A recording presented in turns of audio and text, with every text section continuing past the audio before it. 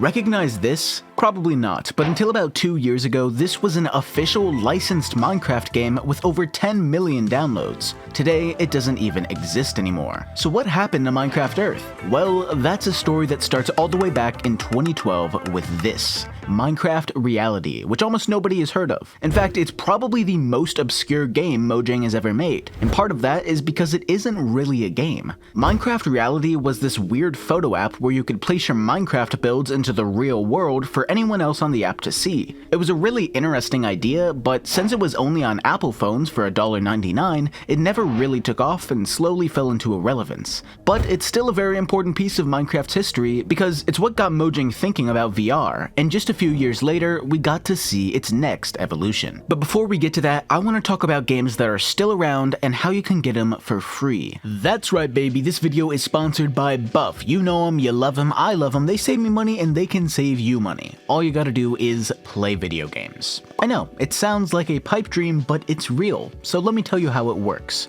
Game devs want you to play their games, right? And they're willing to sponsor Buff to give you rewards for playing them. Then they just add in the premium subscriptions for better rewards, or the occasional mattress ad, don't worry they aren't annoying, and everyone wins. Devs get more players, Buff gets profit, and you get some nice rewards, like gift cards or gems for playing your favorite games. No crypto mining, no selling your data or anything fishy, just play games, get gifts. Buff is available worldwide to get you rewards for almost 2,000 PC games, including your favorites like Fortnite, Fall Guys, Rocket League, and of course Minecraft. And like I said, there's even a mobile app getting you rewards for games like Clash of Clans and Brawl Stars, with more to come. Look, it's free, it's simple, it's easy, and it just might get you that new skin you want, so why not at least try it out, right? Link is pinned in the comments and the description. Thanks for listening, thanks to Buff for sponsoring, and thanks to Microsoft for making this: the Minecraft HoloLens. If you were around playing Minecraft back in 2015, you probably just got a huge wave of nostalgia, but if the word HoloLens sounds more like a bad sci-fi movie than real technology, just watch this.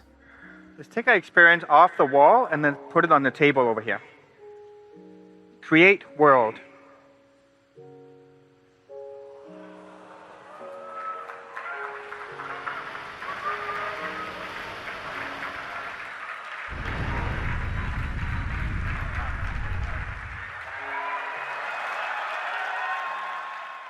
Yeah, it's really impressive, but a bit misleading. In reality, it would look something more like this, because the field of view on this thing was really small, even smaller than a normal VR headset would be. That, combined with software bugs, reports of nausea and headaches, and being priced the same as a small car, meant the HoloLens became Microsoft's version of the Virtual Boy and pulled Minecraft VR down along with it, at least for a year. In the middle of 2016, Mojang dropped Minecraft Gear VR Edition, and since then, Minecraft Bedrock Edition has held support for pretty much any VR headset you can think of. Now, you would think that since they had finally figured out a successful way to mix Minecraft and VR, they would just keep doing that. But Mojang had one more card up their sleeves: Minecraft Earth, the latest and greatest in Minecraft's ambitions to spread into the real world. Unfortunately, just like the others, it was doomed to fail. But why? I mean, Pokemon Go but with Minecraft? It sounds like an easy home run, right? So let's talk about what exactly this game was, and maybe you'll see where the trouble began. Minecraft Earth's plan was simple: mix Minecraft with real life. They started where Minecraft Reality left off with the building feature, where instead of importing a build from Minecraft like before, you could build it yourself on your own personal plot called a build plate, which you could unlock by leveling up or buying them with rubies, the money of Minecraft Earth. Once you had a build plate, it was time to explore, because to start building you first had to collect materials from objects called tappables scattered around the map. These could contain anything from flowers to mobs to building blocks to redstone to new items called adventure crystals, which would throw you into a survival sandbox where you could mine for resources and fight mobs in the real world. Speaking of mobs, Minecraft Earth was super unique compared to the other Minecraft games, with about 50 exclusive variants of Minecraft's mobs, from custom animals to monsters to NPCs and more, some of which even had special powers, like zombies that could climb walls, spiders that shot shards of bone, and witches that could cloak before they attacked. that. But if you managed to tough it out against the baddies, you'd get to collect your reward, the adventure chest, full of weapons, healing, and rare blocks for your home. Once you had stacked all the loot you could handle, you could head back to your build plate, smelt your ore, craft some items, and finish building a beautiful new world for the players of Minecraft Earth to discover and survive in. It was a great idea, really it was, and Minecraft Earth could have been massive. Except there were a few problems. Let's start with the obvious. Fighting Minecraft mobs in real life sounds really cool on paper, but the reality of it, get it, is pretty disappointing. Who knew that awkwardly shuffling around while manically tapping your phone screen wouldn't be a winner? Not to mention that trying to aim at tiny monsters on an already tiny screen was frustrating, to say the least. But it was all worth it, because once you killed those mobs, you'd have enough loot to build the perfect world, right?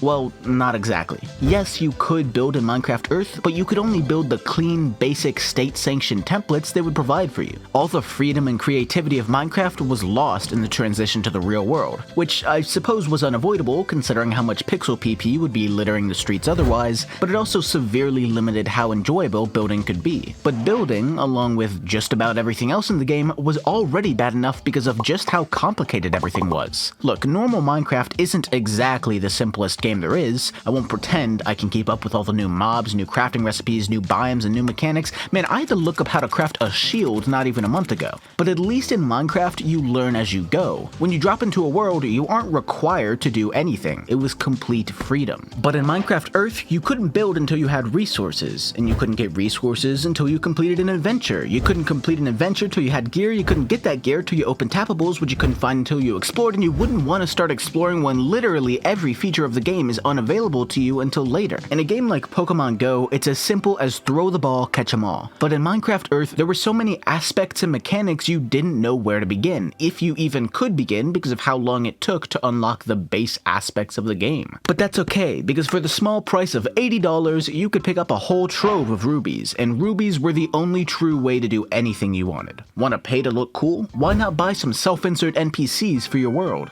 Maybe you're more of a pay-to-win type of guy, in which case, why not pick up some multipliers to make your crafting and smelting pass by a little quicker? Because unlike in Minecraft, every single item you want to make is going to make that clock tick for another few seconds, another few minutes, another few hours until you can play again, unless you pay to stop that, of course. And then you can finally start building your very own, or rather Mojang's very own special little builds, but only 6 of them, and only if you had played for the hundreds of hours it would take to unlock them all. If you wanted the other 41 builds, time to pay up, buddy, because there couldn't possibly be anything wrong with paywalling nearly every part of the most basic feature of your game. Besides, it's not like anyone would play long enough to unlock all of the game anyways, seeing as after 2 full years, it never made it out of early access, and was completely riddled with lag, bugs, and crashes. That is, if you could even download the game at all, because any phone more than a few years old, or a few OS versions behind at the time, was completely incompatible. So yeah, Minecraft Earth was a mess, a good idea ruined by poor planning, microtransactions, bugs, and more. But besides the game itself, Mojang made one other critical mistake: bad timing. Now, to be fair, Mojang probably didn't realize just how long a game like Minecraft Earth would take when they started. We don't know for sure, since info on Minecraft Earth's development is, non-existent, but they were probably working on it for a few years, and I imagine they started soon after they saw the success of Pokemon Go. Only issue is, by late 2019, Pokemon Go was already at less than half of its peak, and despite Minecraft Mondays reviving the game over the summer, Minecraft wasn't doing too good either by the end of the year. So, off to a bad start, sure, but they could make up for it. Just keep pushing out updates and getting new players. It would take off eventually. Just give it a few oh yeah, COVID.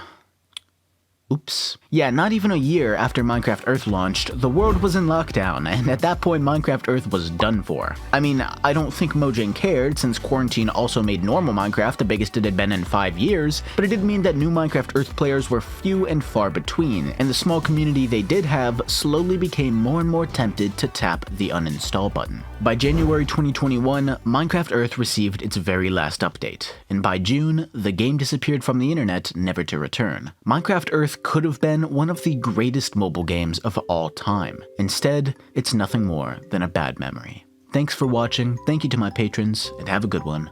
Peace, peace.